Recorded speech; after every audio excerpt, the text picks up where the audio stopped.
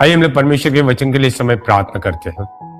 हे जीवित परमेश्वर, धन्यवाद करते हैं तेरे जीवित वचनों के लिए प्रभु। जो परमेश्वर जिस काम के लिए तू भेजता है उसको करके ही लौटता है प्रभु। परमेश्वर पवित्र आत्मा तेरे वचनों को हमें समझा प्रभु, और प्रभु हमें साहस दे, हम उस पर चल पाए प्रभु। धन्यवाद करते हैं, यीशु मसीह के नाम से प्रार्थना करते हैं, आमीन। हालेलुया। आइए हम लोग पहला शमूएल 30वां अध्याय 1 से लेकर 8 पढ़ते हैं। तीसरे दिन जब दाऊद और उसके साथी सिकलग पहुंचे, तब उन्होंने देखा कि अमालेकियों ने नेगेव और सिकलग पर आक्रमण करके सिकलग को मारा और आग लगाकर फूंक दिया। जो स्त्रियां और अन्य लोग वहां थे उनमें से किसी को उन्होंने नहीं मारा, परंतु छोटे बड़े सभी को बंदी बना लिया और साथ लेकर अपने मार्ग चले गए। और जब दाऊद और उसके साथी नगर में पहुंचे, तब उन्होंने देखा कि वह आग से जला हुआ है और उसकी पत्नियां तथा पुत्र पुत्रियां सब बंदी बनाकर ले जाए जा चुके हैं। तब दाऊद और उसके सब साथी जोर जोर से रोने पीटने लगे। वे इतने रोए कि उनमें और रोने की शक्ति न रही। दाऊद की दोनों पत्नियां इजरायली अहीनोअम और कर्मेली नाबाल की विधवा अबीगैल भी बंधुआई में ले जाई गई थी। इसके अतिरिक्त दाऊद अत्यंत संकट में पड़ गया था, क्योंकि लोग अपने पुत्र पुत्रियों के कारण हृदय में कड़वाहट से भर गए थे और उसका पथराव करने की बात कर रहे थे। परंतु दाऊद ने अपने परमेश्वर यहोवा में साहस प्राप्त किया। तब दाऊद ने अहीमेलेक के पुत्र एब्यातार याजक से कहा, एपोद को मेरे पास ला। अतः एब्यातार एपोद को दाऊद के पास ले आया। फिर दाऊद ने यहोवा से पूछा, क्या मैं इस दल का पीछा करूं? क्या मैं उनको जा पकड़ूंगा? और उसने उससे कहा, यानी यहोवा ने दाऊद से कहा, पीछा कर, क्योंकि तू उन्हें निश्चय जा पकड़ेगा और तू सबको निसंदेह छुड़ा लेगा। परमेश्वर का धन्यवाद हो इन वचनों के लिए। मैं आपको इसकी पार्श्वभूमि बता दूं। दाऊद जो है शाऊल राजा से भाग रहा था, क्योंकि शाऊल उसको मार डालने के लिए उसके पीछे लगा हुआ था। इजराइल के भिन्न भिन्न भागों में दाऊद छुप रहा था, लेकिन फिर भी शाऊल उसके पास नजदीक नजदीक आ रहा था। उससे किसी प्रकार से बच के दाऊद निकल रहा था। तब उसने सोचा, मैं इजराइल में रहूंगा नहीं, मैं फलिस्तीन में जाऊंगा। और वो वहां पे गया, वहां के एक राजा के पास उसने समझौता किया और उसने कहा, मुझे अपने पास रख लो। और उसने उसको रखा और अपने जैसे सेना में वो जाना, उसको लेकर जाना चाहता था। लेकिन दाऊद क्या करता था, अपने जो खाली समय में वहां के जो अलग अलग प्रांतों में जाकर आक्रमण करता था और वहां सारे लोगों को मार डालता था। वहां उनके भेड़ बकरियां कपड़े वगैरह सब लेकर आ जाता था। और जब वहां का राजा उसको पूछता था, आज कहां पे तूने आक्रमण किया, तो कहता था, नहीं, इजराइल के दक्षिण भाग में किया, मैंने यहाँ पे आक्रमण किया। यानी वो ये बता रहा था, मैंने इजराइल पर आक्रमण किया। और वहां का राजा ये समझता था, ये इजराइल को इतना परेशान कर रहा है, तो ये हमेशा मेरा गुलाम बन के रहेगा, इजराइल में कभी नहीं जाएगा। और ऐसा हुआ कि वो एक बार जो है सारे फलिस्तीनी राजा इजराइल के खिलाफ खड़े हो गए। तब इस राजा ने दाऊद को भी लेकर आया। दाऊद के साथ में 600 लोग थे। पहले शमूएल का किताब 22वां अध्याय 1 और 2 वचन को पढ़ेंगे, हमको मालूम पड़ेगा 600 लोग कहां से आए। अतः दाऊद ने वहां से भागकर अदुल्लाम की गुफा में शरण ली। तब उसके भाइयों ने और उसके पिता के समस्त घराने ने यह सुना, तब वे वहां उसके पास गए। और जितने संकट में पड़े थे और जितने कर्जदार थे और जितने असंतुष्ट थे, वे सब उसके पास एकत्रित हुए और वह उन सब का प्रधान बन गया। वहां उसके साथ लगभग 400 पुरुष हो गए। हम लोग यहाँ पे क्या देख रहे हैं कि दाऊद के साथ में जो 600 लोग थे, उसमें से मुझे ऐसा लगता है कम से कम 200 लोग उसके खुद के घराने के लोग थे, या उसके भाई, उसके भतीजे, इस प्रकार के लोग थे। और बाकी के 400 लोग ऐसे लोग थे जो कर्जे में थे, जो संकट में थे और जो असंतुष्ट लोग थे, यानी कि वो वहां पे रह नहीं पा रहे थे। इसके लिए जो है वो दाऊद के पास रहने लगे और उसको उन्होंने अपना प्रधान बना लिया, और वो जहां पे विजय पाता था वहां का उनको भी उसका हिस्सा मिल जाता था। इसके लिए वो दाऊद के पास थे। और जब इस राजा ने उन 600 लोगों को लेकर दाऊद के साथ में अपने सेना में रखा, तो बाकी के फलिस्तीनी लोग जो है नाराज हो गए। उन्होंने बोला, ये जो है इसके बारे में इस प्रकार से कहा गया था कि शाऊल ने 1000 को मारा, दाऊद ने 10,000 को मारा। अगर आप इसको हमारे बीच में लोगे तो ये जो है उस समय युद्ध में उनका साथ देगा, इजराइल का साथ देगा, और अच्छा होगा इसको हमसे दूर करें। और ऐसा हुआ कि उसको वहां से लोगों ने दूर किया और वो किसी प्रकार से उदास होकर वापस लौटा। मुझे नहीं लगता है कि दाऊद जो है उनसे लड़कर जो है इजरायली लोगों के खिलाफ जाता था। मुझे ये लगता है कि वो जो है वहां पे किसी प्रकार से योजना बनाकर इजरायली को जिताने का प्रयास करता, लेकिन वहां पे उसकी योजना कामयाब होने नहीं मिली और वो वापस अपने रहने की जगह पे सिकलग पे आया। और वहां पे आता है, उसके पहले क्या हो रहा है कि वहां पे शत्रुओं ने जो है उन पर आक्रमण किया था, उनके जो नगर को जला दिया था पूरी तरह से, और उनके बाल बच्चों को जो है वहां से वो बंदी बनाकर लेकर गए। जब दाऊद ने इस दृश्य को देखा वो रो पड़ा, उसके साथ साथ में जो 600 लोग थे वो सारे के सारे रो पड़े और रो रो कर इतना रो गए, बाइबल कहता है कि वो आगे उनको रोने के लिए शक्ति नहीं थी। और तभी जो है बाकी के 600 लोग जो है ये बोलने लगे, ये सारी गलती दाऊद की है। दाऊद को ये समझना चाहिए था कि यहाँ पे कुछ लोगों को रखना चाहिए था हमारी हिफाजत के लिए, हमारे परिवार की हिफाजत के लिए, और बाकी के लोग वहां पे जाते थे। और लोग इतनी कड़वाहट से भर गए थे, उनकी पत्नी, उनकी बच्चे जो है वो उठाकर लेकर गए थे। इसके लिए जो है वो सोच रहे थे दाऊद पर पथराव करें। देखिए, अभी दाऊद को ये जरूरत थी कि वो 600 लोग जो है उसके साथ में मिलकर जो है ये कहे, कोई बात नहीं, हम लोग इनका पीछा करेंगे, हम उनको मार डालेंगे और हमारे परिवार को हम बचा के लेकर आएंगे। लेकिन ऐसे समय पर वो दोष जो है दाऊद पे लगा रहे थे। दाऊद की पत्नी भी और उनके बच्चे भी जो है वहां पे पकड़े गए थे, लेकिन यहां पे जो है ये लोग दोष लगाने में व्यस्त थे।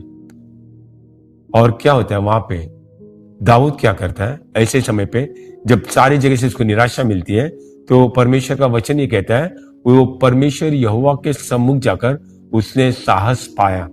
आमीन, हालेलुया। कैसे साहस पाया हम लोग इसको थोड़ी देर के बाद में देखेंगे, लेकिन एक बात को समझना चाहिए, जब आपके विरोध में सारा दुनिया आता है तो एक बात समझ लो, यदि परमेश्वर हमारी ओर है तो हमारे विरोध में कोई नहीं आ सकता।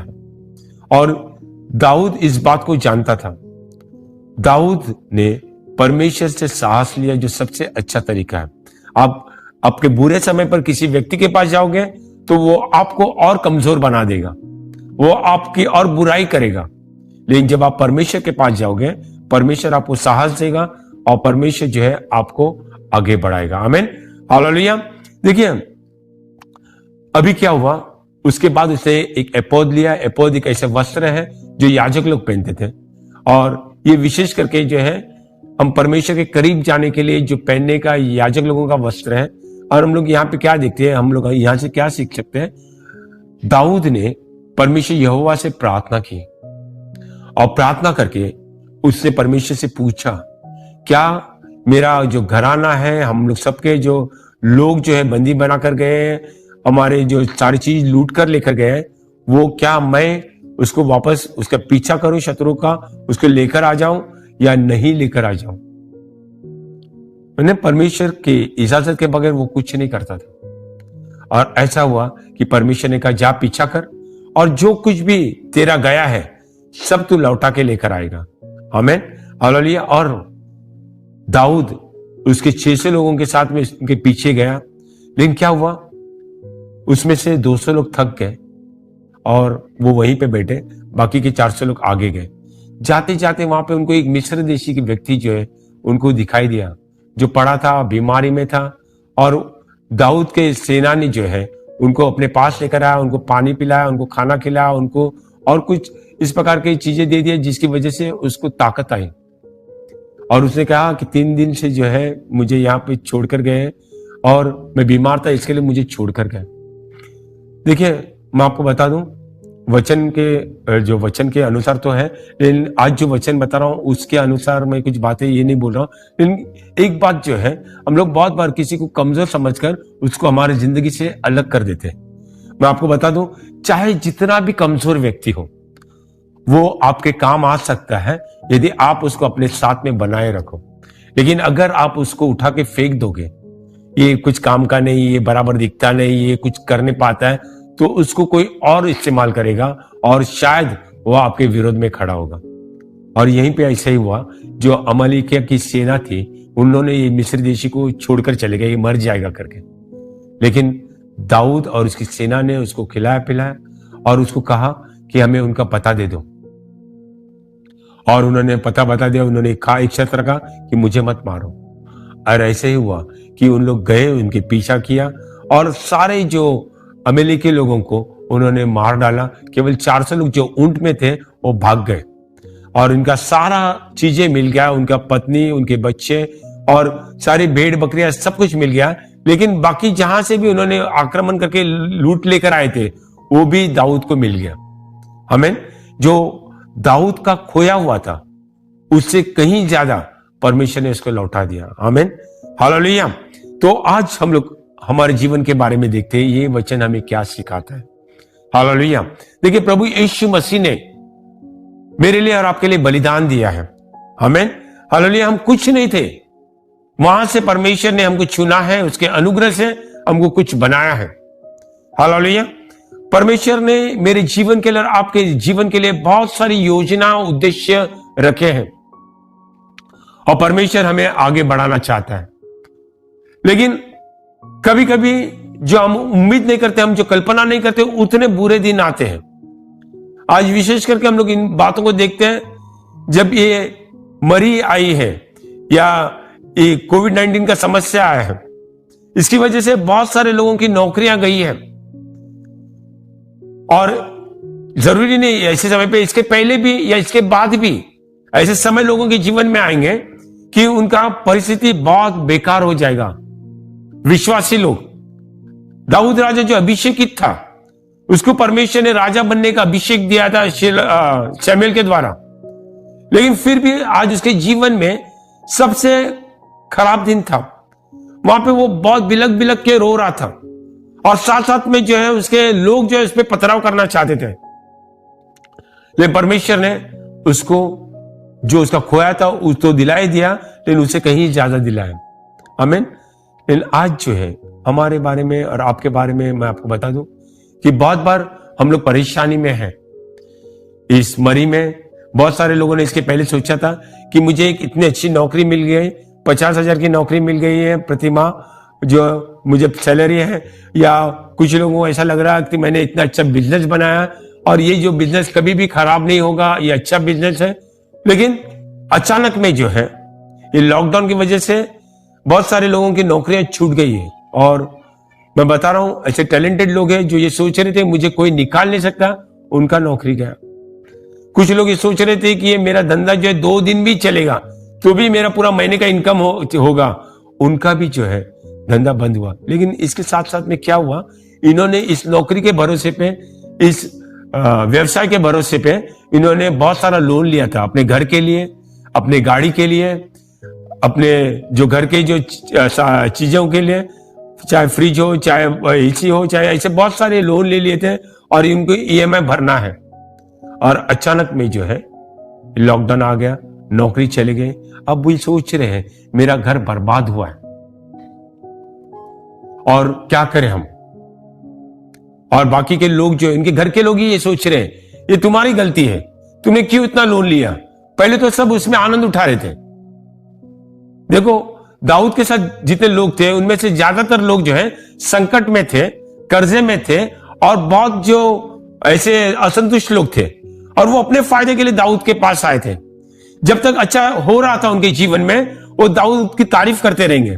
लेकिन एक गलत निर्णय, उसका गलत निर्णय भी नहीं था, लेकिन परमेश्वर ने उसके जीवन में ऐसी बातें लेकर आया था कि वो जो है उसको वहां पे जय देना चाहता था। उसके बाद जो है थोड़ी देर के बाद वो राजा बना। लेकिन मैं आपको बताना चाहता हूं कि उसका गलत निर्णय नहीं होने के बावजूद भी, उसकी पत्नी जाने के बावजूद भी, उसके बाकी के साथी जो है उसको पथराव करने वाले थे। ऐसे हमारे साथ भी हो सकता है। यदि हमारे जीवन में हम ऐसे फंस गए हैं तो हमारे घर के लोग, हमारे परिवार के लोग ही बोलेंगे, तुम्हें क्या जरूरत थी इतना कर्जा लेने का, ये घर लेने की क्या जरूरत थी, हम किराए के घर पे रह लेते थे, ये कार लेने की क्या जरूरत थी, एसी लेने की क्या जरूरत थी। बहुत सारी बातें बोलेंगे, आप पर दोष लगाएंगे।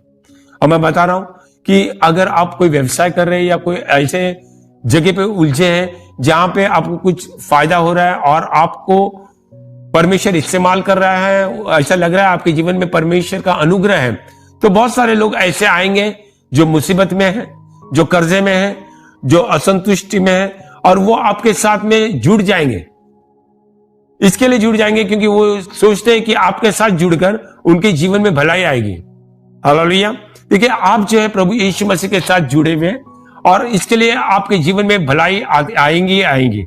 लेकिन कुछ ऐसे समय आते हैं जहां पे ऐसी घटनाएं होती हैं, आप बिल्कुल असहाय होते हैं, आपके कंट्रोल में कुछ नहीं होता है, और वहां पे यही लोग जो है अपने फायदे के लिए आपके पास आए थे, वही आपको पत्थर मारने को लगेंगे, वही आपके विरोध में बोलने लगेंगे। और आप क्या करें, क्या कर सकते हैं इस समय पर? मैं आपको बता रहा हूं इसका हल क्या है। जैसे दाऊद ने क्या किया था, वो परमेश्वर के पास गया और परमेश्वर से साहस लिया। आमीन। हालेलुया। परमेश्वर के पास साहस कैसे ले सकते हैं? देखिए, एक अच्छा तरीका यह है कि आप ये जान लो परमेश्वर कौन है और उसको आपने अपने जीवन में किस प्रकार से अनुभव किया है। दाऊद ने बहुत पहले ही परमेश्वर के सामर्थ का अनुभव किया था। जब वो चरवाहा था तब उसने सिंह से सामना किया था, भालू से सामना किया था। एक मनुष्य, एक बालक विशेष करके ऐसा सामना नहीं कर सकता है, लेकिन वो समझ गया था उसके साथ में जीवित परमेश्वर यहोवा है। आमीन। हालेलुया। जब गोलियत के पास वो गया था या अपने भाइयों के पास गया था, वहां पे युद्ध में थे वो, और गोलियत आके रोज उनको एक धमकी दे रहा था। उस समय पे दाऊद वहां पे गया और बोला, ये जीवित परमेश्वर की सेना को कैसे ललकार रहा है, आप लोग कैसे चुप हो। और किसी प्रकार से उसने हिम्मत जुटाई और वो उससे लड़ने गया। कुछ ज्यादा सामान लेके नहीं गया, वो उसको जो है इजरायलियों की सेना के वस्त्र से अनकंफर्टेबल हो रहा था, बिल्कुल उसको आराम महसूस नहीं हो रहा था। इसके लिए वो अपने जो चरवा के सामान लेकर गया, वो एक गोफन को लेकर गया, कुछ पत्थर लेकर गया, और एक ही पत्थर से जो है उसने गोलियत को मार गिराया। मैं आपको बता दूं, वो परमेश्वर ने उसको दिशा दी और उसकी वजह से गोलियत मर गया। उसको मालूम था ये मेरा सामर्थ नहीं, लेकिन परमेश्वर यहोवा का सामर्थ है। हमें हालेलुया। बहुत सारी बातें उसने याद किया होगा कि परमेश्वर ने उसको किस प्रकार से ऐसे गड्ढों में से निकाला है, और आज भी परमेश्वर निकालेगा। आपको भी ऐसे समय पे परमेश्वर से साहस लेना है। हालेलुया। आपका परमेश्वर प्रभु यीशु मसीह आपको जो है पूरी तरह से उद्धार दे रहा है।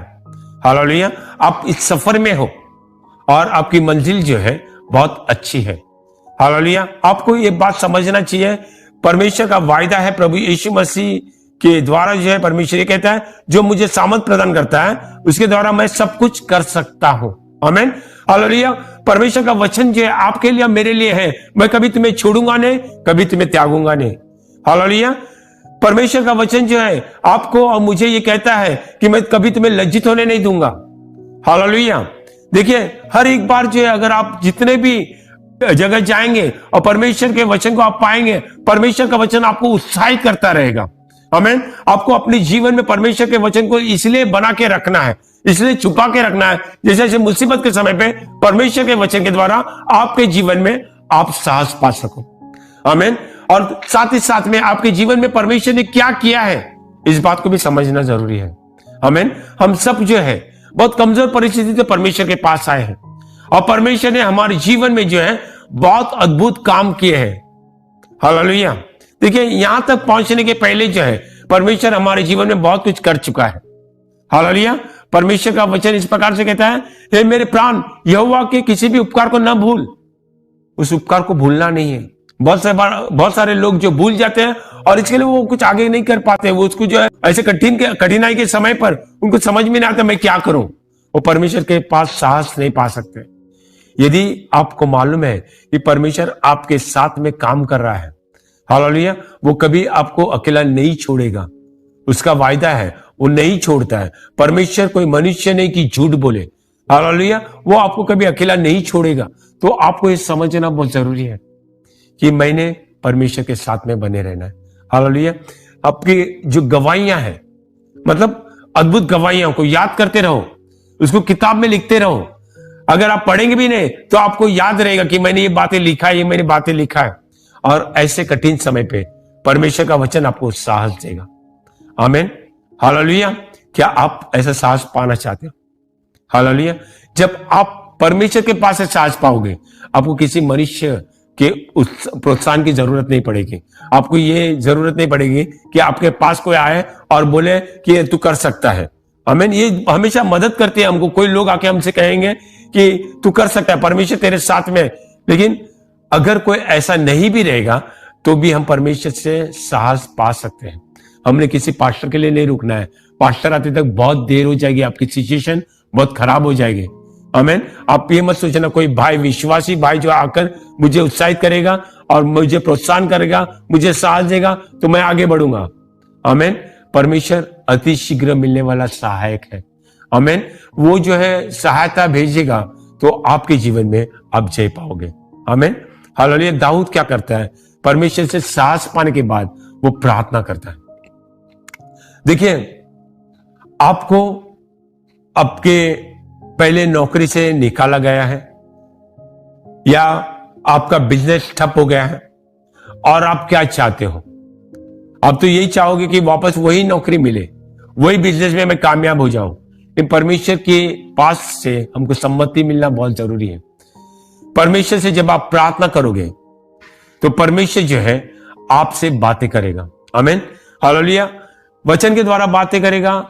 जो लोगोस वचन, जो लिखा हुआ वचन है, जो रहमा वचन है, जो परमेश्वर के पास से आप सुनते हैं, या कोई परमेश्वर के दास के द्वारा परमेश्वर बात करेगा या किसी और तरीके से परमेश्वर बात करेगा। लेकिन आपसे परमेश्वर ये कहेगा कि आप आगे बढ़े या कोई दूसरी दिशा में जाए।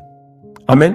मैं आपको बता दूं, यदि आप परमेश्वर की बात मानते हो तो परमेश्वर जरूर आपको सफलता देगा। आमीन।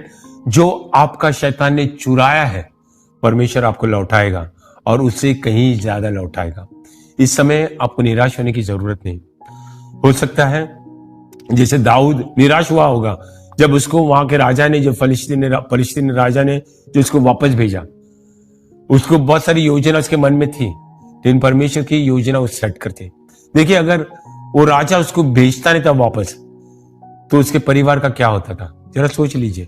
उसके साथ में जो 600 परिवार के जो लोगों को बंदी बनाकर लेके गए थे, उनका क्या होता था? कितने दूर पहुंचते थे वो? लेकिन परमेश्वर की योजना थी। हो सकता है ये आपको मिला हुआ ब्रेक, जो आप ये नौकरी आपकी छूट गई या आपका व्यवसाय ठप पड़ गया है, लेकिन ये जो ब्रेक मिला आपके जीवन में, ये आपके परिवार को बचाने के लिए होगा। हो सकता है आपके परिवार का कोई सदस्य शैतान के बंधन में फंस गया होगा, कोई शराब में, कोई जो है ड्रग्स में, या कोई और बातों में, पूरे ऐसे गलत संगति में। हो सकता है आपकी पत्नी, हो सकता है आपका पति, हो सकता है आपके बच्चे। लेकिन आपको परमेश्वर ने ये ब्रेक इसके लिए दिया है कि आप अपने घराने सहित परमेश्वर के करीब आए। आमीन। आपके घराने को आप शैतान के शिकंजे से छुड़ा ले, आप उनके गढ़ों को तोड़ दे और आप जो है अपने परिवार को फिर से बचा ले। आमीन। एक जो परिवार जो है खुशहाल परिवार रहता है, उससे जो है खुशहाल समाज उत्पन्न होता है और उसकी वजह से पूरा देश जो है खुशहाल बन सकता है। लेकिन शैतान आज ये कोशिश कर रहा है कि हर एक परिवार को जो है तोड़े, वो परिवार को बर्बाद करने की योजना बना रहा है। और ये समय जो है हमको मिल रहा है, आप निराश ना होना। परमेश्वर की अगर आप बाट जाओगे तो आप नया बल प्राप्त करते जाओगे। लेकिन इस समय जो है आपको आपके परिवार को संभालना है। आमीन। दाऊद अगर उस समय पे वापस नहीं लौटता था, उसका परिवार और बर्बाद हो जाता था। परमेश्वर की योजना के तहत हो सकता है कि वो ये चाहता है कि आप अपने परिवार पर ध्यान दें। आमीन। आपने अभी तक सारा समय नौकरी पर ध्यान दिया होगा, या पूरा समय जो व्यवसाय पर ध्यान दिया होगा, या आपके बहुत सारे जो आदतें हैं उस पर ध्यान दिया होगा। लेकिन इस समय परमेश्वर ये चाहता है कि आप उस पर, आपके परिवार पर ध्यान दो। आमीन। हालेलुया। दूसरी बात जो है, ये बात है कि परमेश्वर जो है आपको जय देगा। आमीन। परमेश्वर के पास सारी योजनाएं बनी हुई है, आप उसके साथ में लगातार बने रहो।